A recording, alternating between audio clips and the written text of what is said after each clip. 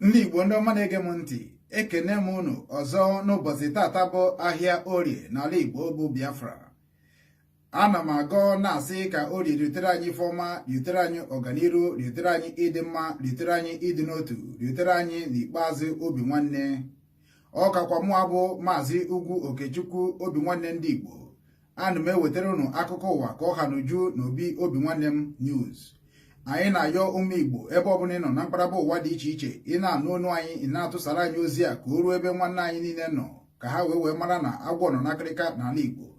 Gere ntị ka ị nụrụ akụkọ nke anyị jiri wee bịa n'ụbọchị tata ka ọha n'uju. Ụmụ ikorobịa nọ na ala Enugu Biafra land agagharịgo ngagharị nke iwe gbasara ife nke na-eme na Obi Ejike Mbaka.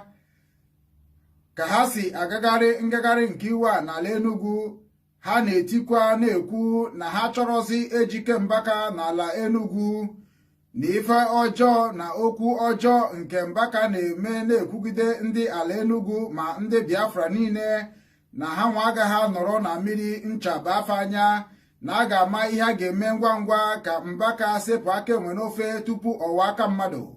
Dịka ha si ekwukwa na ya bụ ngagharị nke iwe, ha sịrị na Mbaka si na azụ nọ wee bata n'ala Enugu, na a ga-esikwa n'azụ nọ wee chụpụ ya, na ọ bụrụ na ọ kpachapụghị anya, na ọ bụrụ ka esi wee mee taa ka a ga-esi mee echi.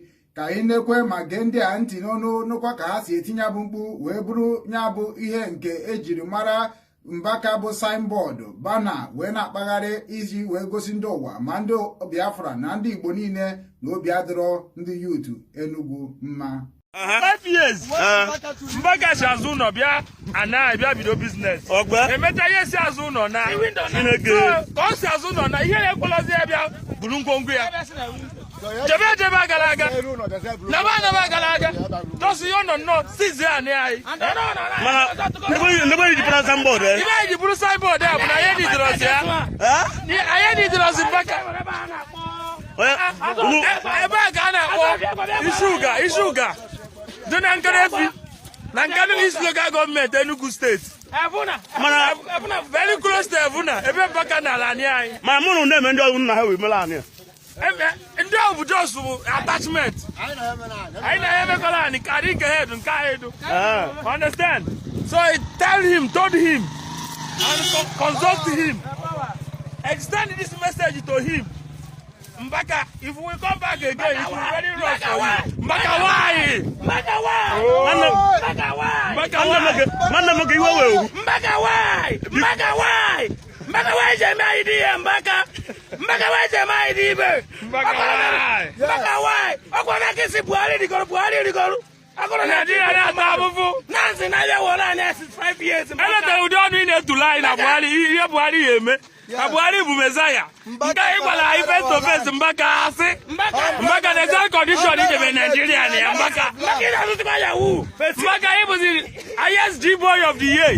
Gịnwa ka anyị enye G-boy of 2019 award. Maka ọgwụ bụ highest G-boy ya ma. Mbaka na-alụ G-boy.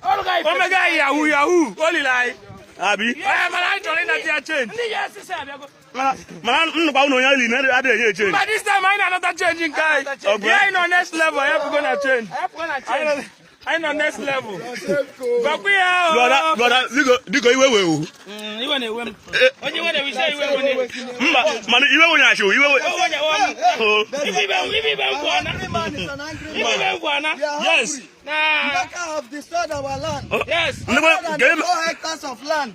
500 hectares. That is where our parents do farm. They farm yam, they farm cassava, they farm vegetable, they farm all sorts of crops. This is where our people feed from. Mbaka came and destroyed it since 2014 and left that place empty. So we don't carry the signpost. We don't want to Mbaka anymore. Okay.